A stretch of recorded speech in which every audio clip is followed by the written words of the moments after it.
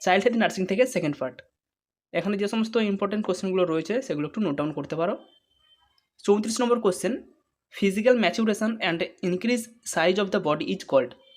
Physical maturation এবং শরীরের আকার যদি বাড়তে থাকে, সেল ডিভিশন বা সেল গ্রোথ হয়, সেটাকে আমরা কী বলবো? সেই কন্ডিশনটাকে বলা হয় growth. 35 number question, changes in behaviour and ability to function at higher level is called. Changes in behaviour and ability to function at higher level is called maturation. 36 number যেটি রয়েছে, এখান থেকে কোশ্চেন অনেকগুলি আসতে পারে, ঘুরিয়ে ফিরে আসতে পারে, তাই আমরা জাস্ট বেসিক নলেজটা দিয়ে দিচ্ছি। এখান থেকে যেমনই কোশ্চেন আসুক না কেন আশা করি অ্যান্সার করতে পারবে। চাইল্ড ওয়েট অ্যাট বার্থ থাকে 2.5 থেকে 3.8 কেজি, এটা রেঞ্জ। এবার যদি তোমরা অ্যাকচুয়াল বা এভারেজ বলতে যাও, সেক্ষেত্রে 2.8 বা 2.9 কেজি বলা হয়। ফার্স্ট উইকে 10% ওয়েট লস হয়, অর্থাৎ বার্থ ওয়েট যেটা ছিল তার থেকে 10% লস হয়ে যায় প্রথম 7 দিনে। নেক্সট যে 3 দিন, অর্থাৎ ফার্স্ট যে 10 দিন বাচ্চা যখন বয়স হচ্ছে, 10 দিনের মধ্যে বাচ্চা যেটা ওয়েট লস করেছিল সেটা রিগেন করে ফেলে, অর্থাৎ 3 দিনের মধ্যেই ওয়েটটা রিগেন করে ফেলে।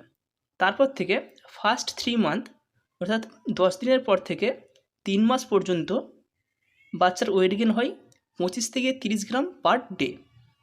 আবার 3 মাসের পর থেকে, অর্থাৎ 4 মাস থেকে 12 মাস পর্যন্ত বাচ্চার ওয়েট গেন হয় 400 গ্রাম পার মান্থ। এখানে সেটাই বলা রয়েছে, একটু দেখে নিতে পারো। ওয়েট ডবল কখন হয়? At 5 month of age. বাচ্চার বয়স যখন 5 মাস হয় তখন তার ওয়েট ডবল হয়ে যায়, বার্থ ওয়েট যেটা ছিল তার থেকে ডবল হয়ে যায়। Weight tripled at 1 year of age. বাচ্চার জন্মের যে ওজন সেটা 3 গুণ হয় 1 বছর বয়সে, 4 গুণ হয় 2 বছর বয়সে এবং 5 গুণ হয় 3 বছর বয়সে। এখান থেকে যেমনই কোশ্চেন আসুক আশা করি অ্যাটেন্ড করতে পারবে। 37 নম্বর, চাইল্ড লেন্থ, বাচ্চার লেন্থ বা দৈর্ঘ্য। অ্যাট বার্থ থাকে এভারেজলি 50 সেন্টিমিটার, 3 মাসে সেটা হয়ে যায় 60 সেন্টিমিটার, 9th মাসে হয়ে যায় 70 সেন্টিমিটার। তোমরা যে 3, 9 এগুলো তো না দেখলেও মোটামুটি যেগুলো 50, 75 বা যেগুলো ডবল হচ্ছে এই যে জিনিসগুলোকে লক্ষ্য রাখবে। অ্যাট বার্থ 50, 1 ইয়ারে 75 সেন্টিমিটার এবং লেন্থ ডবল হচ্ছে 4 থেকে 4.5 বছর বয়সে। মাসে যেগুলো রয়েছে সেগুলো একটু দেখে রাখতে পারো, তবে না দেখলেও অতটা প্রয়োজন নেই। 38 নম্বর, এটা কিন্তু প্রয়োজন রয়েছে, বিএমআই কি হচ্ছে? Body mass index. এবার বিএমআই ক্যালকুলেশনের যে রুলসটা সেটা দেখে রাখো, weight in KG divided by height in metre square. এখানে তোমাকে এককগুলো ধরা হতে পারে, হয়তো বিএমআইয়ের একক কী বা কীভাবে ক্যালকুলেট করা হয় সেটা ধরা হতে পারে। সেক্ষেত্রে তুমি যদি রুলসটা জানো, সূত্রটা জানো, সেক্ষেত্রে তুমি আশা করি অ্যাটেন্ড করতে পারবে। বিএমআই যদি 30-এর বেশি হয় সেটাকে বলা হয় ওবেসিটি।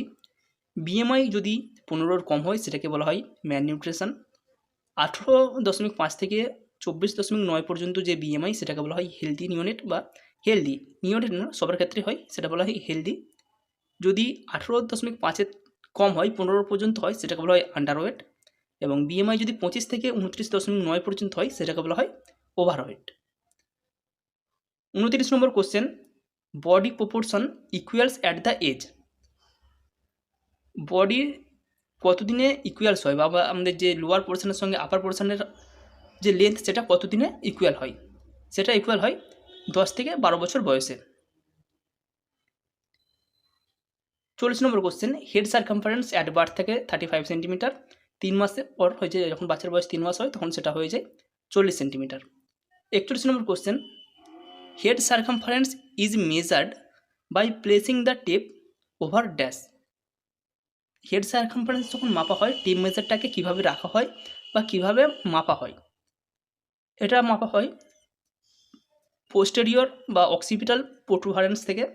ওখানে একটি ধরো যদি টেপ পেন একটা পয়েন্টে রাখা হয়, বাকিটা হবে ওভার দ্য ইয়ার, দুপাশে যে কান রয়েছে কানের উপর দিয়ে হবে এবং ফ্রন্টের দিকে সুপ্রা অরবিটাল রিজের উপর দিয়ে আবার একদম প্রোটুবারেন্স পর্যন্ত যাবে। সেটা তুমি ফ্রন্ট থেকে শুরু করতে পারো বা অক্সিপিটাল থেকে শুরু করতে পারো। 42 number question, anterior fontanelle closes at. Anterior fontanelle কখনো ক্লোজ হয়? অ্যান্টেরিয়র ফ্রন্টালি কিন্তু পোস্টেরিয়র ফ্রন্টালি থেকেও লেটে ক্লোজ হয়। এক্ষেত্রে টাইম লাগে 12 থেকে 18 মান্থস, 1 থেকে 1.5 বছর পর্যন্ত সময় লাগে অ্যান্টেরিয়র ফ্রন্টালি ক্লোজ হওয়ার জন্য। Shape of anterior fontanelle and posterior fontanelle, anterior fontanelle এবং পোস্টেরিয়র ফন্টানেলির শেপ বা আকার কীরকম? অ্যান্টেরিয়র ফন্টানেলি ডায়মন্ড শেপড এবং posterior fontanelle triangular shaped. 44 number question, posterior fontanelle clauses at, posterior fontanelle কখন ক্লোজ হয়? পোস্টেরিয়র ফন্টানেলি ক্লোজ কিন্তু অনেক তাড়াতাড়ি হয়, 1 থেকে 1.5 মাসের মধ্যে হয়ে যায়। এখানে 6 থেকে 8 উইকস এর মধ্যে পোস্টেরিয়র ফন্টানেলি ক্লোজেস হয়ে যায়।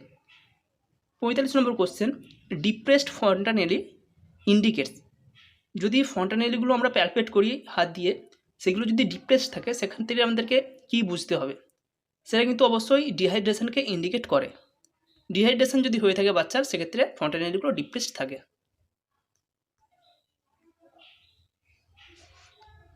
46 নম্বর কোশ্চেন, নর্মাল চেস্ট সার্কামফারেন্স কত? নর্মাল চেস্ট সার্কামফারেন্স আমরা বলেছিলাম হেডের থেকে, হেড সার্কামফারেন্স যা হবে তার থেকে 3 সেন্টিমিটার কম। এভারেজলি যদি হেড সার্কামফারেন্স 35 হয়, সেক্ষেত্রে চেস্ট সার্কামফারেন্স হবে 32 থেকে 33। 47 number question, chest and head circumference became equal at the age of, head circumference এবং চেস্ট সার্কামফারেন্স কখন সমান হয়ে যায়? অ্যান্সার হবে 6 to 12 মান্থ, 6 থেকে 12 মাসের মধ্যেই হেড সার্কামফারেন্স এবং বাচ্চার চেস্ট সার্কামফারেন্স সমান হয়ে যায়। 48 number question, average mid upper arm circumference at birth, average mid upper আর্মের যে সার্কামফারেন্স সেটা কত? সেটা হবে 11 থেকে 12 সেন্টিমিটার।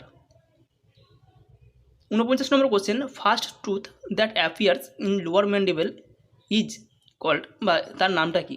লোয়ার ম্যান্ডিবেলে প্রথম যে টুথ অ্যাপিয়ার্স হয় সেটা হবে অবশ্যই সেন্ট্রাল ইনসিশন। একসাথে দুটো মোটামুটি দাঁত অ্যাপিয়ার্স করে, লোয়ার সেন্ট্রাল ইনসিসার সেটাকে বলা হয়। এবং কোন বয়সে হয়? What was the time? এই দুটো টিথ অ্যাপিয়ার হয় at the age of 7 month, 7 মাস বয়সে এই দুটো টিথ বা প্রথম টিথ অ্যাপিয়ার হয়। ফার্স্ট যে টেম্পোরারি টিথ সেটা অ্যাপিয়ার হয় 7 মান্থে। 50 number question, number of milk teeth, মিল্ক টিথের নাম্বার কত? 20। 51 number question, number of deciduous teeth, ডেসিডুয়াস টিথের তাহলে সংখ্যা কত? এক্ষেত্রেও এটা হবে 20। মিল্ক টিথ, ডেসিডুয়াস টিথ বা টেম্পোরারি টিথ তিনটাই কিন্তু একই জিনিস। 52 number question, all the temporary teeth appears within, সবকটি টেম্পোরারি টিথ কতদিনের মধ্যে অ্যাপিয়ার্স হয়? অবশ্যই অ্যাপিয়ার্স হবে 2.5 থেকে 3 বছরের মধ্যে। 2.5 থেকে 3 বছরের মধ্যে 20টি যে টেম্পোরারি টিথ সবগুলি অ্যাপিয়ার্স হয়ে যায়। 53 number question, first permanent tooth erupts at the age, প্রথম যে পার্মানেন্ট টুথ সেটা কখন ইরাপ্ট করে বা কখন হয়? সেটা আস্তে আস্তে 6 ইয়ার্স বা 6 বছর বয়সের পর থেকে আস্তে আস্তে সেগুলো কিন্তু ডেভেলপ করে বা ইরাপ্টস হতে শুরু করে।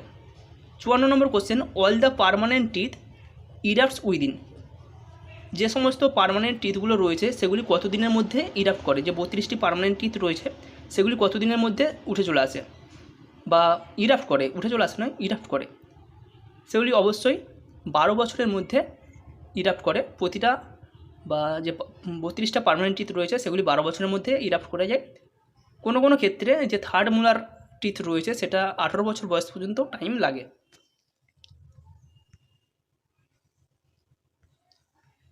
55 number question, first menstrual bleeding is called, প্রথম যে মেনস্ট্রুয়াল ব্লিডিং সেটাকে কী বলা হয়? সেটাকে বলা হয় menarche. 56 number question, first and earliest sign of puberty in girl, মেয়েদের যে পিউবার্টি শুরু হয় তার প্রথম সাইন কোনটি? তার প্রথম সাইন হবে thelarche and appearance or growth of pubic hair. Thelarche অর্থাৎ increase in breast size and breast bud তখন ডেভেলপ করতে শুরু করে এবং পিউবিক হেয়ার অ্যাপিয়ার্স হতে শুরু করে। মিনার্কি শুরু হয় যখন পিউবিক হেয়ার দেখা দিল তার 2 বছর পর। পিউবিক হেয়ার যখন আস্তে আস্তে ডেভেলপ করলো বা গ্রোথ আস্তে আস্তে শুরু করলো, তার 2 বছর পর প্রথম মেনস্ট্রুয়েশন বা মিনার্কি শুরু হয়। এবার আছে ডেভেলপমেন্টাল মাইলস্টোন ইনফ্যান্টের ক্ষেত্রে 1 থেকে 2 মাস বয়সে কী কী লক্ষ্য করা যায় বা বাচ্চা কী কী মাইলস্টোন অ্যাচিভ করে? এবল টু লিফট দ্য চিন ইন প্রোন পজিশন, যখন বাচ্চা শুয়ে থাকে তখন তার চিনটাকে আস্তে আস্তে তুলতে পারে। Able to regard colourful object at 20 centimetre distance, 20 centimetre distance থেকে সে কালারফুল অবজেক্টগুলোকে আইডেন্টিফাই করতে পারে। টার্নস হেড টুয়ার্ড সাউন্ড, যেদিকে কেউ সাউন্ড করবে সেদিকে সে মাথা ঘোরাতে পারবে। স্মাইল অ্যাট কেয়ার গিভার, যে কেয়ার গিভার সে মাদার হতে পারে বা অন্য কেউ হতে পারে, তার দিকে সে স্মাইল ব্যাক করবে, হাসবে। 2 থেকে 3 মাস বয়সে able to lift head and chest বা এক্সটেন্ড আর্ম, কোনো কিছুর ওপর হাতে প্রেসার দিয়ে সে তার হেড এবং চেস্টকে আপলিফট করতে পারবে বা তুলতে পারবে। দ্বিতীয়, follow moving object with steady eyes, যখন কোনো কিছু অবজেক্ট ঘুরবে সে তার দিকে একদৃষ্টে তাকিয়ে থাকবে এবং তার চোখেও যেমন অবজেক্টটা ঘুরবে তার সাথে সাথে তার চোখটাও একইভাবে ঘুরবে। ক্রিয়ার্স কুইং সাউন্ড, সে আস্তে আস্তে যে কুইং সাউন্ড আস্তে আস্তে তাদের সাউন্ড নিজে আস্তে আস্তে সাউন্ড তৈরি করতে পারে। 4 থেকে 5 মাস বয়সে join hands together in play, খেলার সময় দুটো হাতকে একসাথে জড়ো করতে পারে। হোল্ড হেড স্টিডিলি, হেডকে স্টিডিভাবে রাখতে পারে বা একসাথে ভালোভাবে তুলে রাখতে পারে।